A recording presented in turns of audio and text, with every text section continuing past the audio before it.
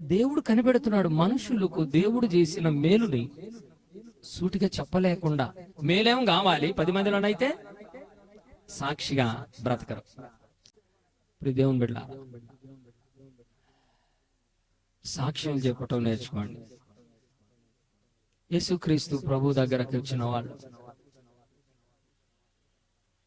ఒక యవనస్తుడికి అస్సలు వస్త్రాలు లేకుండా, డ్రాయర్ కూడా లేకుండా, సమాధుల్లో, గోరీలలో, కొండల్లో తన్ను తాను గాయపరుచుకుంటే, సంకీర్ణత వాణిని వాళ్ళ తల్లిదండ్రులు కూడా బంధించిన గాని ఎముకలతో సహా ఊడిపోయేటట్టుగా రక్తాలతో కొట్టుకుంటూ ఉంటే, యేసుక్రీస్తు వారు అతన్ని దర్శించినప్పుడు అతడు విడుదల పొంది మంచి మనిషి అయిన తర్వాత అతడు యేసు ప్రభువుని వెంబడిస్తానన్నాడు.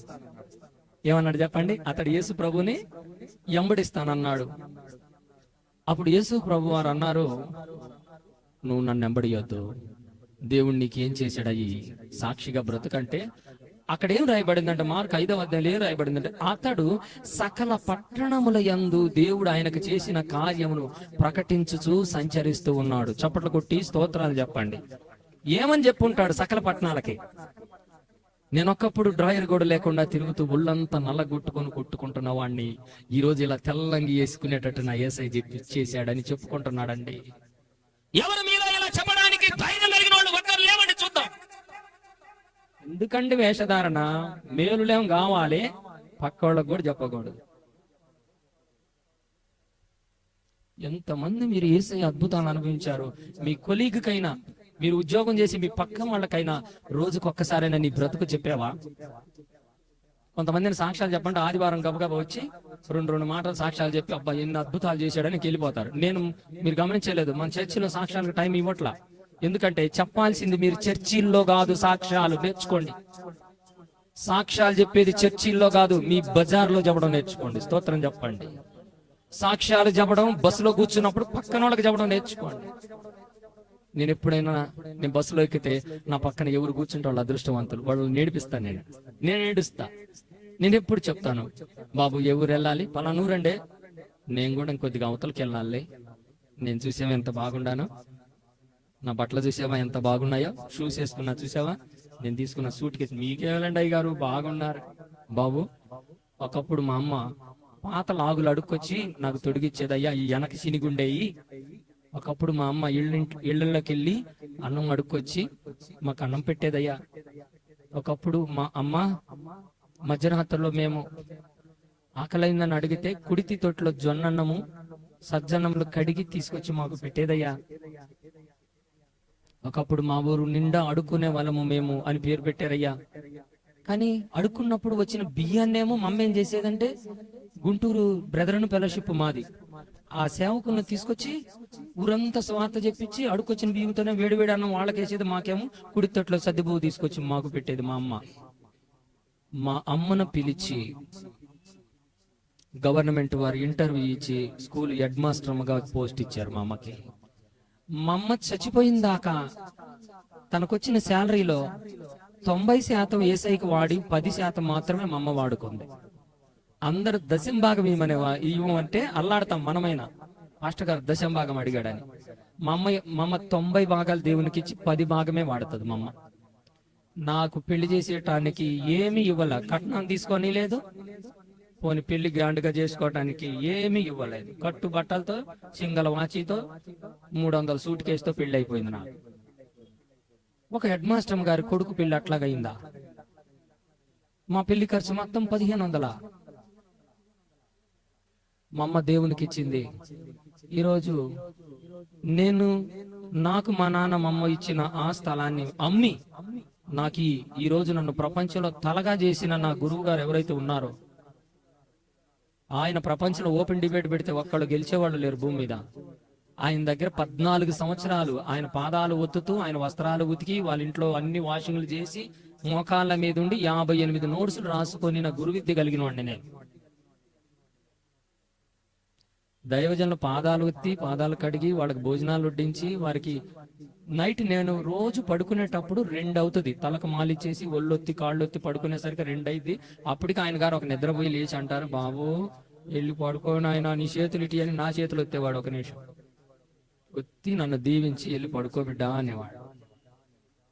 ఊరికినే నేను తెల్ల బట్టలు వేసుకుని నిలబడలేదు నాయన.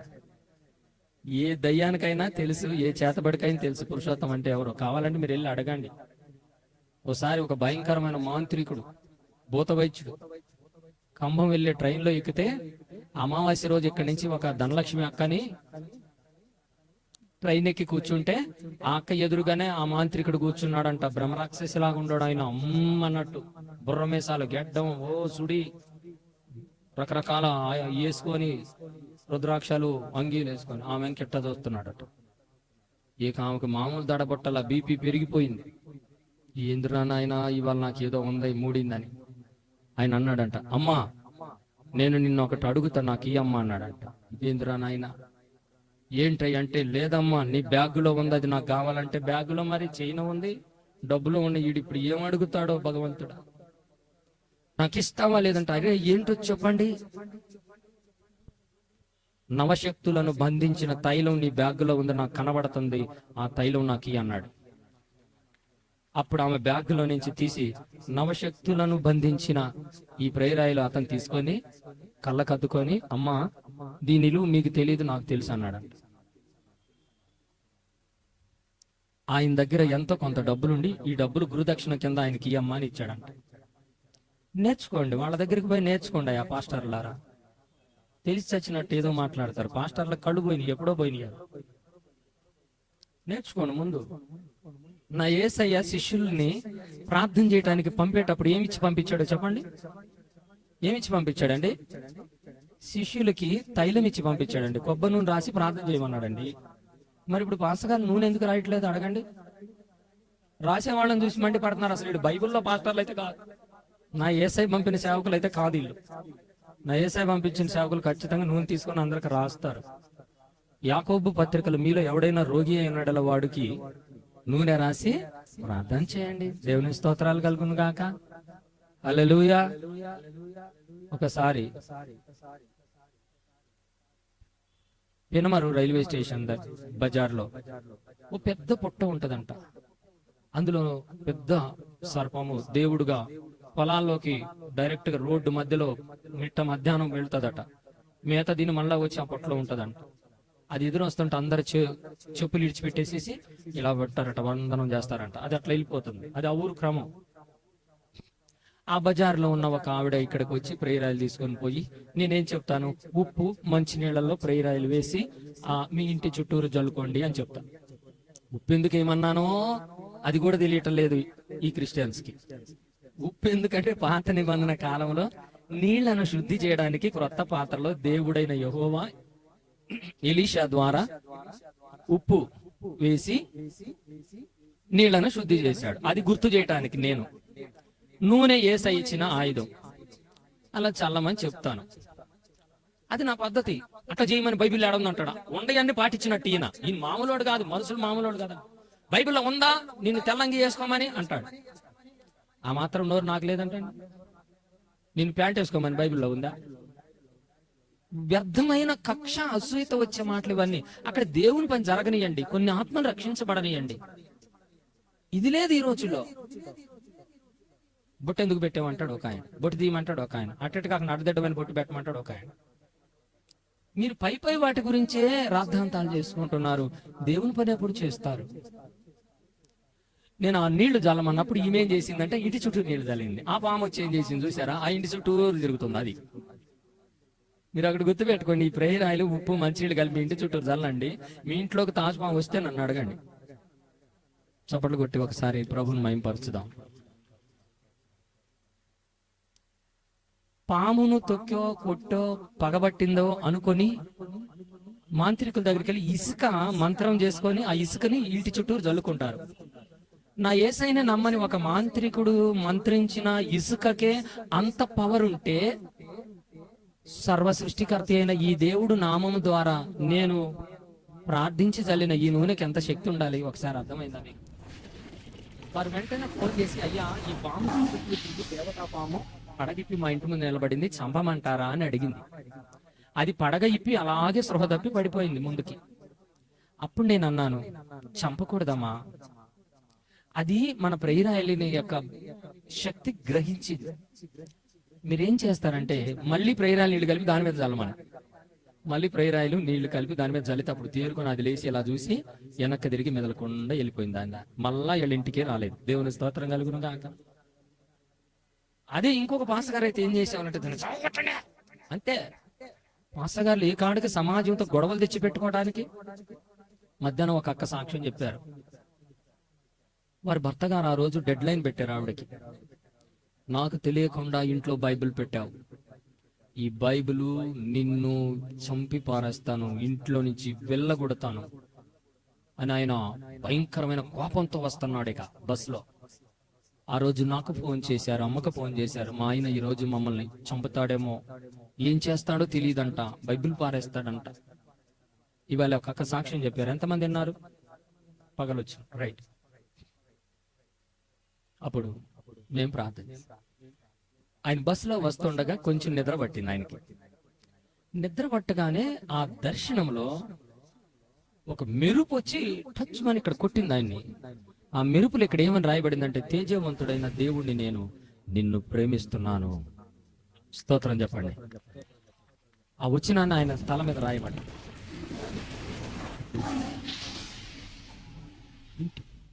ఇంటికెళ్ళి నేను భార్యని ఎందుకు చేయాలనుకున్నా, కానీ తేజవంతుడైన దేవుడు నువ్వు నాకు కావాలి, నేను నిన్ను ప్రేమిస్తున్నాను అన్నాడు. ఇంటికి వచ్చేసాడు, కాళ్ళు చేతులు కడుక్కున్నాడు. భార్య అయితే ఏం చెప్పట్లేదు. ఈమెమో గడగడలాడుతూ ఉంది. 2 గోతాలు తెచ్చాడు. గోతాలు గోనె సంచులు కుర్చీ చేసుకున్నాడు. పట్టాలు ఒక్కొక్కటి ఒక్కదీయటం, సంచులు వేయటం.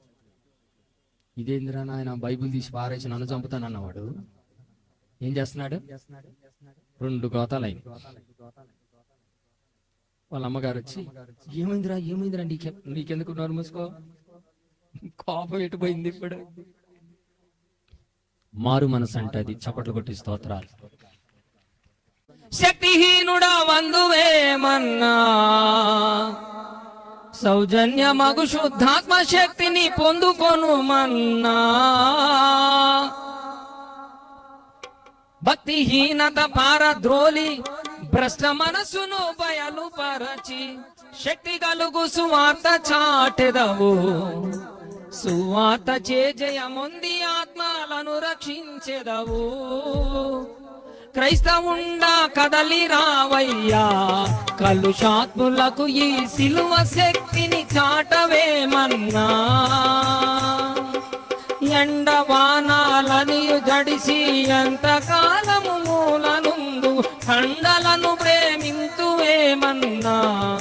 ఈ మట్టి కండలు ఎంత పెంచిన మంటికేనన్నా. సౌజన్యమగు పరిశుద్ధాత్మ శక్తి పొందుకొని వశీకరణ చేతబడిన అర్థం ఏంటంటే, మాంత్రికుడు అమావాస్యన నిష్ఠగా కళ్ళు మూసుకొని తలస్నానం చేసి పగబట్టి పలానా వాడి కుటుంబములో వినాశనము సంభవించునుగాక, వాడి మీదికి నా దేవదూతలను పంపిస్తున్నాను, నా శక్తులు వాడి మీదికి వెళ్ళిపోయి ఈ రోజు నుండి కూడు నీళ్ళు లేకుండా మంచాన ఎండిపోవునుగాక అని ఒక నిమ్మకాయని చితగొడతాడు. వాని యొక్క అదృశ్యమైన శక్తి మన ఇళ్లలోకి వచ్చి వాడు ఎవరి పేరైతే తలంచాడు వాళ్ళ పేరు కలిగినోడు ఆ రోజు నుంచి అన్నం తినకుండా ఎండిపోతాడు. దాని పేరు చేతబడి అంటారు. నాకు ఆ రహస్యాలు తెలుసు. నేను కూడా అదే పని చేస్తా. ఏమని చేస్తాను తెలుసా? అట్లా ఎవరైతే బాధపడుతూ చేతబళ్ళ చేత ఎండిపోయినారో వాళ్ళ మీదకి ఏ శక్తినైతే ఎవరు పంపారో అదే శక్తి మళ్ళా వెళ్ళి వాడి మీద కలబడును గాక. యేసయ్య శక్తితో నేను ఆజ్ఞాపిస్తున్నానంట. దెబ్బకు ఆ శక్తి మళ్ళీ రిటర్న్ వెళ్ళిపోతుంది. దేవుని స్తోత్రం కలుగునగా. అసలు వాడికి అంత పవర్ ఉంటుంది. నాకు అసలు ఎంత ఉండాలి? ఏమనుకుంటారు నన్ను అసలు మీరు? సర్వ సృష్టికర్త అయిన యెహోవా దేవుని కొడుకుని నేను. వాళ్ళకి అంత పవర్ ఉందా? వాళ్ళు మంత్రించిన ఇసుక అంత పవర్ ఉందా? నాకెంత ఉండాలండి? దేవుని స్తోత్రం కలిగిన గాక. శక్తిహీనుడా వందువేమన్నా, సౌజన్య మగు శుద్ధాత్మ శక్తిని పొందుకొను మన్నా. ఆ తమ్ముడు నాగరాజు అని ఉన్నాడు, వాళ్ళ బావ స్వామి, బయట స్వామి, ఇప్పుడు కూడా స్వామి. అయ్యప్ప స్వామి మాల ఎన్నిసార్లు వేసాడు? 2 సార్లు వేసాడు. ఒకసారి వేసాడు, రెండోసారి కూడా వేసేవాడే. అయితే వాళ్ళ అబ్బాయికి ఒక దయ్యం పట్టింది. అది విచిత్రమైన దయ్యం. ఏంటంటే ఇల్లు మొత్తానికి ఉండిన బియ్యం అంతా వాడు ఒక్కడే తింటాడు. కూడంతా కిలో వండుతారంట, కిలో కూడా తింటాడు, ఒక్కడే తింటాడు శుభ్రంగా. వీళ్ళకి ఒట్టిడేషనే గట్టి. అది తర్వాత పోయిన వాడేమో లావు అవుతాడంటే పొట్ట వరకే లావు అవుద్ది, గుడ్లేమో లోపలికి పోతాయి, చేతులేమో సన్నగా అయిపోతాయి. అట్లా వచ్చారట మా దగ్గరికి. నాకు తెలియదు అయ్యని. ఆ రోజుకి 2000 మంది వచ్చేవాళ్ళు అప్పట్లో అమావాస్యకి, ఈ కరోనాకు ముందు. అసలు ఎప్పుడు కూడా ఉపవాస ప్రార్థన చేయలేదండి. నేను ఎప్పుడు కూడా రోగుల కోసం ఉపవాసాలు ఉండను. మళ్ళీ చెప్తున్నా, నేనుండే ఉపవాసాలు నా రీఛార్జింగ్ వేరు.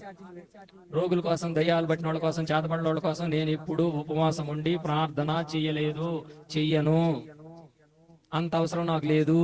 అయిపోకుండా ఉండవు. దూత్ అంటే ఎగిరిపోతాయి నా దెబ్బకి. కారణం నాలో ఉన్న దేవుడు సర్వశక్తి కలిగిన యెహోవా దేవుడు. దేవుని స్తోత్రం కలుగు. ఇక అబ్బాయిని తీసుకొచ్చారు. ఆయన ఏమో స్వామి గారుగానే ఉన్నారు. మా అబ్బాయిని బాగు చేయాలనుకున్నారు. సరేనని ప్రేరాలు ఇచ్చాము. మరి ఏమి అంతమందిలో ఈ నూనె రాస్తా, ఊను అటంట పో అంట, ఊను రాస్తా పో అంట. ఆ టచ్ జరిగితే చాలు, స్పర్శ మంచిగా, ఇంతవాడు మంచిగా ఉన్నాడు. దేవుని స్తోత్రం కలుగును గాక. అలాంటి వాళ్ళు వచ్చి ఇలాగా నిలబడి, నేను పిలిచినప్పుడు వచ్చి నిలబడి నేను చెబుతాను కదా, సాక్ష్యం అన్నా కనీసం చెప్పించుకుంటారంటే అమ్మా, మనుషులు మామూలు వాళ్ళుగా. యేసన్న గారు ఒక పాట రాశాడండి. అంటే వాక్యంలో 84వ కీర్తనలోది. కృతజ్ఞత లేనివారు వేల కొలదిగా కూడినాను, కృతజ్ఞత లేనివారు వేల కొలదిగా కూడినాను, కృపావాక్యమునకు సాక్షులామై కృప వెంబడి కృపను పొందిరం, ఆనందయాత్ర. అసలు ఎలా మర్చిపోబుద్ధి అవుతుంది నీకు? డాక్టర్లకు అర్థం కానటువంటి రోగాలు, ఈ ప్రపంచంలో ఎవరి ద్వారా బాగవనటువంటి కార్యాలు ఈ అమావాస్య ప్రార్థన ద్వారా బాగైన వేల కొలదిగా ఉన్నారు. ఒక్కళ్ళు లేరు ఇక్కడ, ఎవరు లేరు. దేవుడు ఒక మనుషులు ఎంత చెడ్డోళ్ళో నిరూపించడానికి నన్ను ఎన్నుకున్నాడు. మనుషులు ఎంత నమ్మక ద్రోహులో అక్షరాలు చూపించడానికి దేవుడు నన్ను నిలబెట్టాడు. మనుషులు మంచోళ్ళు కాదు అని రేపు పరలోకంలో ఛాలెంజ్ చేసి దేవదూతల ముందు నిలబెట్టడానికి దేవుడు నన్ను నిలబెట్టాడు. రేపు దేవదూతలు అడుగుతారు, దేవుణ్ణి అడుగుతారు, దేవుడా దేవుడా ఇంతమందిని కాళ్ళు చేతులు కట్టి అగ్నిగుండంలో ఏమంటే వాళ్ళు రెయ్య పగులు ఓ ఓ అని ఏడుస్తున్నారు. దేవుడు కఠినుడు కావచ్చు, దేవుళ్ళు దయలేదు కావచ్చు అని దేవుని మీద నిందలు వేసి దేవదూతలు ఉన్నారు. అందుకే దేవదూతలలో ఆయన లోపములను కనుగొనుచున్నాడని యోబు గ్రంథంలో దేవదూతలు కంప్లైంట్ చేస్తారు. దేవదూతలే కాదు, రేపు మీ అమ్మో మీ నాన్నో అగ్నిగుండంలో పడి ఏడుస్తున్నప్పుడు మీకే అనిపిస్తుంది, అయ్యా యేసయ్యా మా అమ్మయ్య మా నాన్న ఏంటి దేవుడా నువ్వు కృప కలిగినాడు, దయ కలిగినాడు అని నేను అనుకుంటే. అంటే అర్థం ఏంటి? దేవుడి మీద దేవుడు చెప్తున్నాడు, మనుషులు ఎవరు నమ్మదగిన వాళ్ళు కాదు, యెహోవాయే నమ్మదగినవాడు. దేవుని స్తోత్రం. ఎవ్వరు లేరండి నమ్మదగినవాడు. పద్మ గారని కుపరావురు, ఆమె గారి యొక్క సాక్ష్యాలు యూట్యూబ్ లో పెట్టాం, అట్లాగే ఉన్నాయి. అవి ఎక్కడికి చెక్కు చెదరలా. 5 బిల్డింగులు అమ్మారు హైదరాబాద్ లో. ఆమెలో ఏమి లేదు, రెయ్యం బగళ్ళు నిద్రపోదు, గోడకి తలకాయ కొట్టుకుంటూ రక్తాలు గారిద్ది, టీవీకి కొడితే టీవీ పగిలిపోయింది, కంప్యూటర్ పగలు కొడుతూ తలతో నిద్రపోదు, పిచ్చి పిచ్చిలాగా. ఎప్పుడు అమ్మా అన్న, ఎవరురా నీకు అమ్మ? రే నువ్వెవడరా అసలు? మెంటల్ హాస్పిటల్ చేశారు. ఇక అప్పట్లో వాళ్ళు ఏమి ఎక్కడెక్కడ పడ్డారో మెగా పాస్టర్లు అయిపోయారంట. ఒక రోజు నా సాక్ష్యం టీవీలో వస్తా ఉంటే ఒరే సాతానా అని స్టార్ట్ చేస్తాను. అది నా యాడ్ ఎలా ఉంటుందని ఒరే సాతానా అనగానే ఇంట్లో డాములు పడిపోయింది. పెట్టక టీవీ పెట్టగానే ఒరే సాతానా ముందు ఆ ఇంట్లో పడ్డది. పడేసరికి ఊరే ఈయనెవరు అమావాస్య అయినంట, అమావాస్య రోజు ప్రార్థనలు చేస్తారంట అని వాళ్ళ కొడుకు అనుకున్నాడు. ఈలోపు వాళ్ళ కొడుకు చేయాల్సిన ప్రయత్నాలు అన్ని చేశాడు. ఏమేమంటే తాబేలు ద్వారా దయ్యాన్ని ఎల్లగొట్టేటువంటి తాబేలు మాంత్రికుడి దగ్గరికి పోయాడు. 25 కిలోలు తాబేలు అంట. ఆయన 25 కిలోలు పెద్ద తాబేలను తెచ్చి వాళ్ళ అమ్మను కూర్చోబెట్టి, చాలా దయ్యాలు పట్టిన వాళ్ళని అట్లాగే కూర్చోబెట్టి ఆ దయ్యాలని తాబేలు మింగిద్దంట, దయ్యాలను మింగిద్దంట. మరి అదేమిటో నేను వినలా, మీరు విన్నారు లేదు నాకు తెలియదు.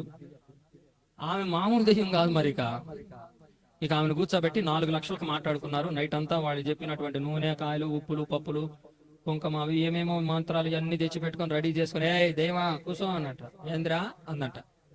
రా తాబేలు వెళ్తుంది, రా రా రే యాదవా తాబేలు చచ్చింది చూడరా అందంట. ఎట చూచి చచ్చింది. నామ్మో తండ్రి అని ఇక పొలాలకు అడ్డం పడి పరిగెత్తుతుంటే వీళ్ళుండి స్వామి స్వామి సామలేదేం లేదు ఆగంటారు స్వామి. ఇప్పుడు తాబేలే పోతే పోయిందండి, రేపు నన్ను కూడా ఉండి నువ్వు కూడా పోతా ఉంటే నా పాను ఇది మామూలు. తర్వాత శివుడి దేవి దగ్గరికి పోయారంట, కర్నూలు దగ్గర శివుడి దేవి ఉంటారంట. ఆయనకి ఎప్పుడు బట్టలు లేకుండా కూర్చుంటాడంట. శివుడు బాగా మస్తుగా గారుతా ఉంటుందంట కొండలో.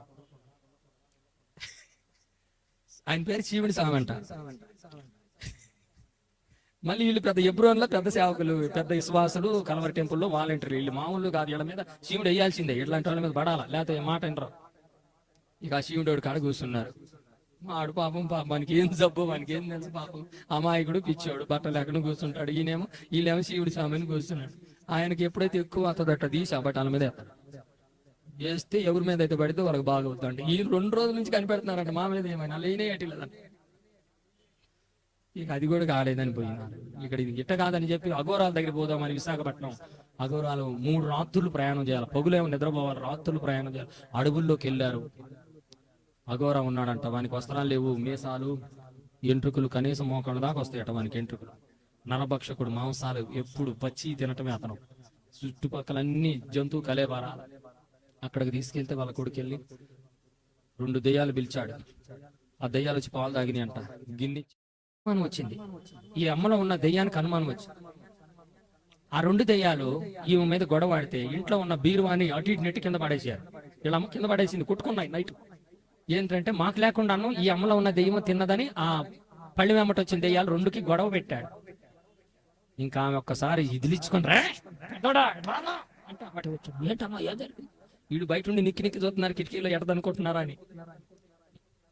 రే నా కాళ్ళు వచ్చి దెయ్యాలనరా నువ్వు తెచ్చింది అందట. నా కాళ్ళు వచ్చి ఇక మమ్మల్ని ఎవరు బాగు చేయాలి, మమ్మల్ని ఎవరు బాగు చేయాలి. ఈలోపు తోట దగ్గర నుంచి కాకాని తోట నుంచి ఒక స్వార్థికుడు వెళ్ళి, ఆయన ఆర్ఆర్పీ పని కూడా చేస్తారు, బైక్ వేసుకొని పోయి మా అమ్మకిట్ట ఉందయ్యా అంటే, నేను చేస్తా కానీ ఏమా ఏమిటి అని కాస్త నూనె తీసుకొని తల మీద వేసి సోత్రం అంటే మెయిన్ రోడ్ ఎక్కువ ఆర్టీసీ బస్సు 2 చక్రాలు వెనక 2 చక్రాల కింద నీ తలకాయ వేసి పగల కొడతా పోరా అందట. అన్నాడు. సరిగ్గా అరగంటకి బైక్ వేసుకొని నంబూరు హైవేకి రాగానే కరెక్ట్ గా ఆ దయ్యం చెప్పినట్టే ఆర్టీసీ బస్సే వెనక 2 చక్రాల కిందే తలకాయ పడి పగిలిపోయి. ఆమె నోటని ఏదొస్తే జరగాల్సింది ఉంటాయి అని యూట్యూబ్ లో ఉన్నాయి. దయ్యానికి భయం, దేవుని స్తోత్రం కలుగును. దయ్యానికి తెలుసు పౌలు ఎవరో తెలుసు, యేసెవరో తెలుసు. రే స్కెవయ్య కుమారులారా మీరెవరో కూడా మర్చిపోయా. ఇందాక ఆమె సంగతి చెబుతున్నాను. ఇప్పుడు ఆమెను ఏం చేశారంటే ఎబ్రోను బెదరులో 8 మంది ప్రార్థన చేస్తున్నారట ఆవిడకి. ఈ 8 మంది ప్రార్థన చేస్తేనండి ఎబ్రోను వాళ్ళు దెయ్యాలు ఉండయని ఒప్పుకోరు. వాళ్ళు దెయ్యాలు లేవు ఏం లేవు అంటారు కదా. ఈ 8 మందిని మామూలు కొట్టలేదంట ఆవిడ. అసలు యేసయ్య స్టార్ట్ చేసిన సేవలో ప్రథమ భాగం దయ్యాలను వెళ్ళగొట్టడం. చప్పటి కొడి స్తోత్రాలు. బాప్తిసం పొందిన ప్రతి ఒక్కరూ చేయాల్సిన మొదటి పని దయ్యాలను వెళ్ళగొట్టడం. గుర్తుపెట్టుకోండి, ముందు బైబిల్ నేర్చుకోండి అయ్యా, పాస్టర్ గారులే కాదు విశ్వాసులు కూడా నేర్చుకోండి. మార్కు సువార్త 16వ అధ్యాయము 15-16 వచనంలో ఏమంది చెప్పండమ్మా.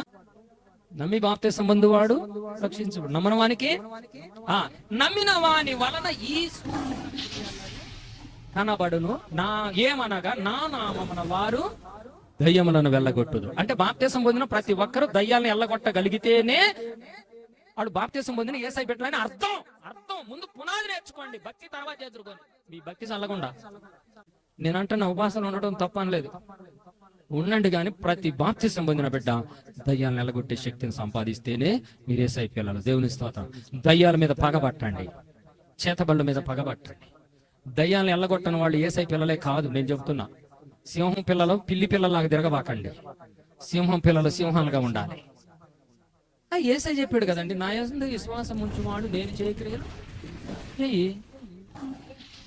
దైవా. నేను వెళ్తే తిరగబడితే నా మీద, అంటే నీ శక్తి మీద వెళ్తున్నావు కాబట్టి తిరగబడిద్ది. నీ శక్తి మీద వెళ్ళొద్దు, యేసయ్య శక్తి ద్వారా వెళ్ళు. దేవుని స్తోత్రం చెప్తున్నా. చెప్పండి, స్తోత్రం చెప్పండి, హల్లెలూయా చెప్పండి, హల్లెలూయా. అంత అయిపోయింది. పొద్దున్నే లేచాడు వాళ్ళ కొడుకు. అమ్మా రెడీ అవ్వే, ఎక్కడికిరా, ఎక్కడికైతే నీకెందుకో, రెడీ అవ్వాలి, అక్కడ చోటుకి వెళ్ళాలి. పోరా నాకు తెలుసు కానీ నువ్వు ఇలా అమావాస్యోడి కాడ ప్లాన్ వేసావు, వాడి కాడికి నేను రాను. ఆ దైవం ఏముందో తెలుసా అండి? అమావాస్యోడి కాడికి రాను, ఇంకెక్కడికైనా వస్తా. సరే ఎట్టయితే బలవంతంగా కారులో ఎక్కొచ్చు. కారు కాకాని దాటంగానే ఆమె ఏముందో తెలుసా? రే వెనక్కి తిప్పుతావా, డ్రైవర్ వైపు ఉన్న టైర్ పగలగొట్టమంటావా? మా నోరు మూసుకో, కూసో. ఇద్దరు పట్టుకున్నారు గట్టిగా, వాళ్ళ భర్త పట్టుకున్నాడు, వాళ్ళ తమ్ముడు పట్టుకున్నాడు, ఈయన ఇలా భార్య, మొత్తం 5గురు. కారు మంచిగా ఆమెను గట్టిగా పట్టుకొని స్ట్రాంగ్ గా ఉన్నారు మనుషులు. రే డ్రైవర్ వైపు టైర్ పగిలింది చూడు అనేసరికి అది డామ్ను పగిలింది, డివైడర్ గుద్దుకొని కారు అడ్డంగా పడ్డది. అంటే అసలు ఆమె అనటం ఏంటి, ఇది అడ్డం పడటం ఏంటి, ఆయనేమో లారీకి బస్ కింద తలకా పగిలి చావటం ఏంది, ఈ తాబేలు చావటం ఏంది, శివుడి మీద పడకపోవటం ఏంటి, అసలు ఏంటిది అసలు ఇవన్నీ? 8 మంది బ్రదర్లను కొట్టడం అంటే మామూలు విషయమా? సరిగ్గా మా ఇంటికి రాగానే, దగ్గరకు రాగానే, రే మీరు అసలు వినట్లేదా, ఈ కారు తగలబడే ఇంజిన్ గాలి చూడంటే ఇంజిన్ నుంచి బగబగా పొగలు వచ్చింది, కారు బయట పక్కన పడేసారు. ఏదంటే అది జరుగుతుంది. మా ఇంట్లోకి ఎట్టగట్టకు నడిపించుకొని తీసుకొచ్చారు. నేనేదో పాప చిన్న లుంగి కట్టుకొని అట్ట ఒక బన్నీ చేసుకొని ఇటు కూర్చొని ఉంటా. కుష్టి వ్యాధుడు వచ్చిన దిగాల పోయి అక్కడ కంప్యూటర్ ఒకటి ఎంత పెట్టుకొని దాంట్లో టీవీ ప్రసంగాలు ఎడిటింగ్ చేస్తే కూర్చుంటే నన్ను చూడగల, అన్నా ప్రైజ్ రాడన్నా అన్నది. వీళ్ళందరూ ఉండిపోరు, ఇది మామూలుది కాదురా, ఇంటి దగ్గర మనల్ని 3 చెరువులు నీళ్లు తాగి ఇక్కడికి వచ్చి అన్నా ప్రైజ్ రాడంది. ప్రైజ్ రాడు బాగుంది. వాళ్ళెవరో నాకు తెలియదు కదా, ఎందుకు వచ్చారో తెలియదు. ఆమె వెనక ఇంత స్టోరీ ఉన్న సంగతి కూడా నాకు ఏమి తెలియదు. ఏమండి పాస్టర్ గారేనా ఈ అమావాస్య ఆయనేనంటే, అవునన్నా. మరి మీ అయ్యగారితో ఒకసారి మాట్లాడి మమ్మల్ని ఎప్పుడు రమ్మంటారు చెప్పంటే, అయ్యా మాట్లాడేది అయ్యగారు. అయ్యగారు ఫోన్లో మాట్లాడతారా? కొద్దిసేపు ఉండక నేను చెయ్యెత్తి పైన అలమార్లు అయ్యే ఉండయని ఇట్లా చెయ్యెత్తేసరికి ఆ దయ్యం ఏమనుకుంది తెలుసా? ఆమె మీదకి చెయ్యెత్తేని అనుకుని కప్పుడు జుట్టెట వెర తీసుకొని వచ్చి, నీ అంతు తేలుతాను ఒక లెక్క అంటారా నా మీద లేచింది. నాకు ఇదే కొత్త. దెయ్యం పడిందని సార్, దెయ్యం బయట పడింది. చిన్న కెమెరా తెల్లది ఒకటి ఉంటుంది, అది తీసుకొచ్చి పెడతారు అంతే. అప్పట్లో ఆ దెయ్యం ఇప్పుడు నేను చెప్పిన అన్ని మాట్లాడిందో లేదో, ఇప్పుడు నేను ఇన్ని చెప్పాను కదండి, ఇవన్నీ మాట్లాడింది లేదో యూట్యూబ్ లో ఉండే, మీరు ఓపెన్ చేసి చూసుకోండి. పద్మావతి సాక్ష్యం అని కొట్టండి, బయటకు వస్తుంది. ఇప్పుడు నేను చెప్పిన అన్ని వాళ్ళు నిలబడి సాక్ష్యం చెప్పారో లేదో చూసుకోండి. ఇప్పుడు నేను చెప్పిన అన్ని మీకు వినపడిన మాటలన్నీ పాస్టర్ గారు కవిచ్చి చెప్పారు అనుకోవచ్చు. ఓపెన్ చేసుకొని వాళ్ళ నోట ఏం చెప్పారో, అప్పుడు దయ్యం బయటపడి ఆమె కొట్టుకునేటప్పుడు ఆ నిసాలా ఉండి ఏం మాట్లాడిందో అవన్నీ వీడియోలు తీసిన క్లిప్పింగ్లు కూడా ఉన్నాయి అందులోనే. దేవుడు ఎంత గొప్ప దేవుడు. ఒకసారి ఈమె అన్ని వీడియో తీసిన కెమెరా ఇదే గుంటూరు టౌన్ లో మాయమైపోయింది. దెయ్యాలు ఎత్తుకుపోయింది. లేదు, అది మేము కంప్యూటర్ లో కూడా డౌన్లోడ్ చేసుకోవాలా. అందరూ ఏమైంది అంటే మహిమా గార్డెన్ నుంచి పెద్ద వైరు మొక్కలు కూడా తెచ్చారు అందరూ. అరే అది ఎక్కడ పెట్టారు అంటే, ఎక్కడ పెట్టారు, పోయింది. అది పోతే ఇప్పుడు ఈ చెప్పిన సాక్ష్యాలు ప్రూఫ్స్ కూడా లేవు అనుకునవద్దు. 3 రోజులైనాక అది ఎవరో ఓపెన్ చేసి, ఏమండి ఇది దెయ్యాల పాస్టర్ దేనా అన్నారు. నాకు కాదురా దెయ్యాలు పట్టింది, దెయ్యాలను వదిలిచ్చే పాస్టర్ అను అన్నా. అదేలే మీదేనా, ఇక్కడ మా దగ్గర ఎందుకు ఇదిగో దండాలు పెడుతుంది, ఈ దెయ్యాలు ఇవ్వండి, కెమెరా మాకు దొరికింది, వచ్చి తీసుకెళ్ళమని ఇచ్చారు. చప్పట్లు కొట్టి యేసయ్యకి స్తోత్రం. అప్పుడు దాంట్లో అన్ని మళ్ళీ ఎంత గొప్ప దేవుడు అండి యేసయ్య, భలే దేవుడు అండి. అసలు యేసయ్య గురించి ప్రతి 5 నిమిషాలకి భలే ఆశ్చర్యాలు అనుభవించండి. మీరు మర్చిపోతారు కనుక ఆయన ఆశ్చర్యాలు మీకు అర్థం కావు. ఇంకా దయ్యం నా మీద ఏమని ప్రమాణం చేసిందంటే, నా పేరు ఎవడైతే చెప్తాడో జీవితాంతం ఆయన కాళ్ళకి నేను బానిసను అవుతానని ఛాలెంజ్ చేసింది. ఇప్పుడు ఆ దయ్యాన్ని వెళ్ళగొట్టాలంటే ఆ దయ్యం నా మీద ఏమని ఇచ్చింది చెప్పండి? నా పేరేంటో నువ్వు చెప్పు, అప్పుడు నేను జీవితాంతం నీ కాళ్ళకి బానిసను అవుతానంది. ఇప్పుడు పేరు చెప్పాలి. నేను అల్పుణ్ణి ప్రభువా, అంత వివేచన నాకెందుకు ఉంటది, ప్రసాదించు ప్రభు అనగానే ఆమెకి ఏ దయ్యం అయితే పట్టిందో, ఏ సాతాంతోనైతే ఆవిడుందో ఆ రూపమే నాకు కళ్ళ కట్టినట్టు కనుక ఆ మనసులో ఉండి దండం పెడుతున్నాడు. అరే పలానా సాతానుడు కదా అని పేరెత్తి మాట్లాడు. ఆ పేరు నేను మైకులు ఇప్పుడు చెప్పను. పేరెత్తి మాట్లాడితే అప్పుడు ఆవిడ వెంటనే కాళ్ళ మీద పడి పెద్దగా ఏడవడం మొదలేసి, ఈమె నుంచి నన్ను నేరు చేయొద్దు, ఈమె కడుపులో ఉండగానే ఈమె నేను ఏర్పాటు చేసుకున్నాను అని చాలా ఆధారాలు చెప్పింది. ఈమె వయసులో 40-50 సంవత్సరాలు, 45 ఏళ్ళే ఉండొచ్చు. ఆమె కడుపులో ఉన్నప్పుడు వాళ్ళ నాన్న ఆ అమ్మాయిని పిలిచి పుట్టిన తర్వాత 6వ నెలలో lottery ticket, Bhagyalakshmi lottery ticket అని ఒకటి కొన్నారంట. ఆ టికెట్ ఈమెకే వచ్చి ఈమెలో ఏ శక్తి అయితే పనిచేస్తుందో అదే విగ్రహం, దగ్గర కొన్ని లక్షల రూపాయల విగ్రహం ఆమెకి గిఫ్ట్ గా వచ్చిందంట అప్పట్లో. ఆ విగ్రహం యొక్క ఆ శక్తి అందులో ఉండడం. అవి ఏమిటి అనేది మీకు పేర్లు చెప్పొద్దు, కానీ అది ప్రతిమ. తర్వాత ఆ శక్తి వెళ్ళిపోవడం.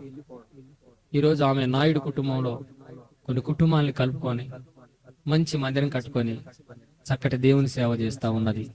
ఆ తల్లిగారు పూర్తిగా విడుదల పొంది దేవుని సేవ చేస్తుంది. అయితే వాళ్ళ కొడుకుకి చెప్పింది, రే నీ ఉద్యోగం లేకుండా చేస్తానంది. గవర్నమెంట్ ఉద్యోగం దెబ్బకు పోయింది. ఆ అబ్బాయి వాళ్ళ భర్తకు చెప్పింది, నిన్ను చంపేస్తానంది.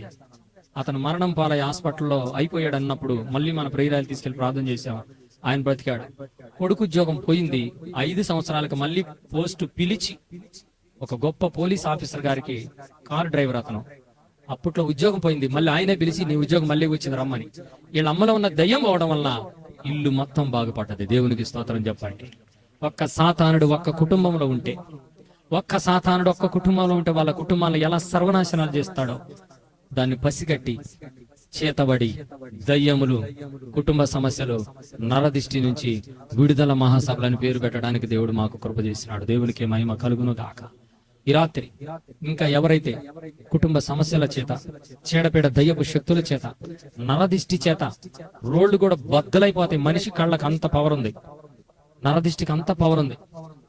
ఆ పవర్ను తట్టుకోవడానికి యేసు రక్తమే చేయమని, యేసు రక్తమే చేయమని ఈ ప్రేరాయలను యేసు రక్తం ప్రేరాయల్ని నీటిలో వేసుకొని కొంత ఉప్పు కలుపుకొని ఇంటి చుట్టూరు చల్లండి. దేవునికి స్తోత్రం. ఊరు మంచిదే గాని ఊటలన్నీ చెడిపోయనే, ఊరు మంచిదే గాని ఊటలన్నీ చెడిపోయనే, ఉప్పు వేసిన వెంటనే ఊటలాక్షయతానుందనే, ఉప్పు వేసిన వెంటనే ఊట అక్షయతానుందనే, ఊహలు నారు ఊహలు నా యేసు రాజా నీలోనే ఉన్నవి, నీవు ఆశ్చర్యాలు. హల్లెలూయా. ఒకటే గుర్తుపెట్టుకోండి, ఈ రాత్రి దేవుడు నీ కుటుంబంలో గొప్ప అద్భుతం చేయబోతున్నాడు. ఒక్కొక్కరికి ఉద్యోగము వచ్చిద్ది, చేయ బుద్ధి కాదు, పోగొట్టుకుంటారు. ఒక్కొక్కరికి ఎన్నిసార్లు ఉద్యోగం కొరకు పోతే అది దూరం అయిపోద్ది. ఒక్కొక్కరికి ఎన్నోసార్లు అమావాస్య నాడు అభాషణలు అవుతాయి. ఒక్కొక్కరికి రోజు రోజు అప్పులు ఎక్కువవుతూ ఉంటాయి కానీ పైకి రాలేని స్థితి. నాకు ఇవన్నీ చాలా అనుభవించి నేను మీతో చెప్తున్నా. ఒకసారి ఎప్పుడు చూసినా నా మొబైల్లో, ఎప్పుడు చూసినా ఫోన్ పేలో, అరే 100 రూపాయలు ఉంటాయి, లేదంటే 50 రూపాయలు ఉంటాయి. అవి పెరగట్లా. ఒకళ్ళు పెరిగినాయి అనుకో, టప్పమంటే ఏదో కప్పుకు పోతున్నాయి. నేను అడిగా, ప్రభువా ఎప్పుడు చూసినా ఏంటంటే ఇది ఒకసారి మైనస్ కూడా పోతుంది ప్రభువా. ఏంటి ప్రభు అంటే, నా ప్రభు చదువుతున్నాడు నీ ఫోన్ పేకి దెయ్యం పట్టింది అన్న. ఓయమ్మ, ఫోన్ పేలు కూడా దెయ్యాలు పడతాయా? అవును, డబ్బులు రాకుండా దెయ్యాలు పడతాయి. ఏ సనాలు నా ఫోన్ పేకి దెబ్బకి పట్టిన దెయ్యం కాలిపోను కాకని ముందు నా ఫోన్ ప్రార్థన చేసుకున్నా. అప్పటి నుంచి దాని నిండా డబ్బులే డబ్బులు. ఒకసారి 50,000 అవుతాయి, ఒకసారి 25,000 అవుతాయి, ఒకసారి 10,000 అవుతాయి, 5,000 అవుతాయి, మళ్ళీ 50,000 అవుతాయి, మళ్ళీ 1,00,000 అవుతాయి, మళ్ళీ 10,000. అంటే ఎంత అప్ అండ్ డౌన్ చేస్తా. దేవుని స్తోత్రం కలుగునుగా. దెయ్యాలు బావాలా మీ క్యాట్ కార్డులకా? ఏం కార్డులమ్మా? ఏం కార్డులమ్మా? క్యాట్ కార్డులా? అయ్యి మీ ఏటీఎం కార్డుకున్న దెయ్యం పోవాలి ఇలా ఏసై నామలో. మీ బ్యాంకు పుస్తకాలకున్న అప్పులు దెయ్యాలు ఏసై నామలు పారిపోవును కాక. మీ కుటుంబాల్లో ఉన్న శాపం అంతా కాలిపోవును కాక. నరదిష్టి దెయ్యాలు నాశనం అగును కాక. ప్రతి అమావాస్య పౌర్ణమి రోజున ఈ ప్రేరాలు ఉప్పు నీళ్లు కలిపి ఇంట్లో జల్లండి. ఏం జరిగిద్దో తెల్లారి నాకు చెప్పండి. అది ఏం జరిగిద్దో జల్లి వచ్చి నాకు చెప్పు బాబు. ఇవన్నీ కాదు, నువ్వు నిద్రపో. జల్లిన తర్వాత నిద్రపో, ఏం జరిగిందో నాకు చెప్పు. ఛాలెంజ్ చేసి చెప్తున్నా ఎవరికైనా. ఈ ప్రేరాలు నేనెంతో ప్రార్థన పూర్వకంగా రిలీజ్ చేసిన నా అమావాస్య ప్రార్థన నూనె. మీరు అక్కడక్కడ లీటర్లు కొనుక్కునే నూనెల సంగతి నాకు చెప్పొద్దు. రా నూనె తీసుకెళ్లి మీరు ఏం జరిగిందో చచ్చిన వాళ్ళని లేపే ప్రేరాయలు. దేవుని స్తోత్రం కలుగును. అద్భుతాలు చేసే నూనె. యేసయ్య తోడుగా ఉన్నాడు. హల్లెలూయా. ఒక్కొక్కరు అంటారు, నూనెలో శక్తి ఉంటుందా, యేసయ్యలో శక్తి ఉంటుందా? అసలు నిన్ను ఎడగొట్టమన్నవాడు ఎవడు? ఆ ప్రశ్న ఎవడు ఏమన్నా నిన్ను అంటే వీళ్ళకి అసూయ, కక్ష, పగ. నూనెలో శక్తి ఉంటుందా, యేసయ్యలో? అసలు ఎడగొట్టేది ఏందండి? యేసయ్యే నూనె ఇచ్చి ప్రార్థన చేయండి రా అంటే దాంట్లో ఉంటుందా ఈయనలో ఉంటుందా అంటే అసలు నిన్ను అసలు నువ్వు ఆడికి రా, నీ సంగతి చెప్తా. ఎవరికి? ఒకవేళ నువ్వు పరలోకం వస్తే గానీ చెప్పను. అప్పుడు దేంట్లో శక్తి ఉంటుందో, ఈ కాల్లో శక్తి ఉంటుంది, ఆ కాల్లో శక్తి ఉంటుంది అని దేవదత్తులు ఆ కాలుకి ఒక తాడు, ఈ కాలుకి ఒక తాడు కట్టి ఇష్యూరు దాంట్లో వేస్తుంటే అప్పుడు తెలిసింది నీకు ఆ శక్తి ఎక్కడ. ఎదురు మాట్లాడకు, దేవుడు ఏం చెప్తే అది చేయండి. దేవుని స్తోత్రంగా. ఈ కడవరి కాలంలో దేవుని సంకల్పం ఏమిటి? ఇది అంశం ఈ 3 రోజుల్లో. ఈ కడవరి కాలంలో యేసయ్య సేవ అంటే ఏ పాస్టర్ అయినా ఏం చెయ్యాలో ఒక్క మాట చదివి చెప్తాను. అసలు ఈ కడవరి కాలంలో ఏ పాస్టర్ గారైనా చెయ్యాల్సిన సేవ ఏమిటనగా, అపోస్తలుల కార్యముల గ్రంథంలో, కార్యముల గ్రంథము 4వ అధ్యాయము 27వ వచనము, 27వ వచనం, 8, 29, 30 కూడా. ఏవి జరుగవలెనని నీ హస్తమును నీ సంకల్పమును ముందు నిర్ణయించను వాటినన్నిటినీ చేయుటకై నీవు అభిషేకించిన నీ పరిశుద్ధ సేవకుడైన యేసుకు విరోధముగా హేరోదును, పొంతు పిలాతును, అన్యజనులతోను ఇశ్రాయేలు ప్రజలతోను ఈ పట్టణమందు నిజంగా కూడుకొనిరి. ప్రభువా, ఈ సమయమందు వారి బెదిరింపులు మాని రోగులను స్వస్థపరచుటకును నీ పరిశుద్ధ సేవకుడైన యేసు నామం ద్వారా సూచక్రియలను మహత్కార్యాలను చేయుటకును నీ చెయ్యి చాచి ఉండగా నీ దాసులు బహుధైర్యముగా నీ వాక్యమును బోధించినట్లు అనుగ్రహించుము. ఈ పరిచర్య అందరు చేయాల్సిందే. దేవుని సంకల్పం ఏమిటంటే యేసుక్రీస్తు నామం ద్వారా 4 కార్యాలు చేయాలి. 1, యేసుక్రీస్తు నామం ద్వారా 4 కార్యాలు: అద్భుతములు, సూచక్రియలు, స్వస్థత కార్యాలు, బహుబలముగా ధైర్యంగా స్వార్థన చెప్పే శక్తి.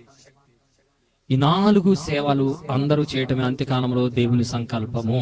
అది ఎలాగో రేపటి దినమందు మనం వివరించడం జరుగుతుంది. మీరు ఎప్పుడన్నా రండి, నా నోట గుండా వచ్చే ప్రతి వాక్యం మీరు ఎన్నడూ విననయ్యే వస్తాయి. కానీ బైబిల్లో పరిచయమైన మాటలే కానీ ఆ స్కేల్, ఆ గోల్, ఆ లీడింగ్, ఆ సంకల్పం అనేది సపరేట్ గా ఉంటుంది అన్నమాట. అది దేవుడు నాకు ఇచ్చిన గొప్ప కృప. నీ కృప చాలయ్యా, నీ సేవను చేయుట